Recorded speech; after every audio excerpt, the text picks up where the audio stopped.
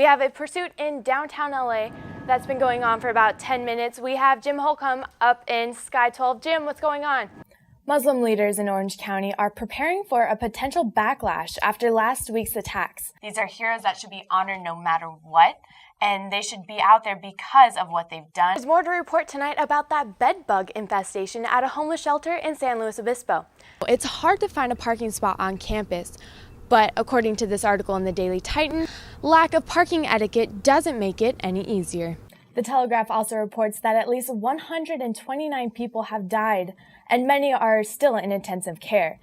Following investigations into the controversial underinflated football incident last year, known as Deflategate, and I'm a trap queen, so I thought, why not make it a literal punny approach to the trap queen. And now we'll switch over to some updates in local news. NPR recently reported the Pentagon has been paying sports teams millions of dollars to promote patriotism at sports venues. GOP candidates had their third debate Wednesday night in Colorado. Parking spots are in great demand at Cal State Fullerton, but with the recent increase in bus pass pricing, parking spots could be even harder to find.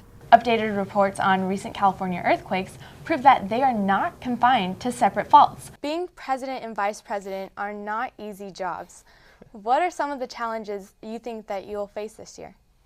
I'd say remembering to eat is one big thing, right? La Habra's first preseason game will be at home against El Toro on August 29th. With the La Habra Journal, I'm Sarah Fenton. And what are you looking forward to most this coming up here? Probably getting to know the girls on court.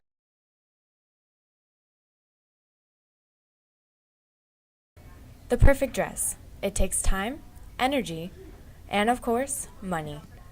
And for brides to be serving in the military, the stress of planning a wedding can be enormous. With serving in the military, it's hard for us to plan anything. Plan anything in advance, and contrary to popular belief, it doesn't pay all that well. It's hard with the demands of our job to find a time to actually save and to plan something ahead of time. A wedding dress company set out to alleviate some of that stress by giving away free wedding gowns to military brides through an event called Operation Gown Giveaway. Whether they're in service themselves, whether it's their fiance, or whether they no longer in the military, or if they're a vet, each bride that comes in, we're going to offer her a free bridal gown, thank them for their service, and maybe make the planning of their wedding just a little bit easier and a little bit less costly. The average price of the gowns given away was just over $1,000, but for these brides, they were free.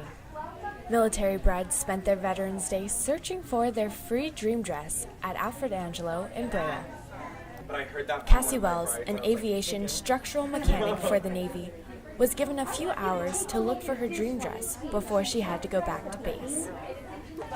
She tried on multiple dresses in search of the perfect gown with her mom and aunt by her side. Cassie walked out of the dressing room in her gown one last time, and everyone knew this was the dress. Are you saying yes to the dress?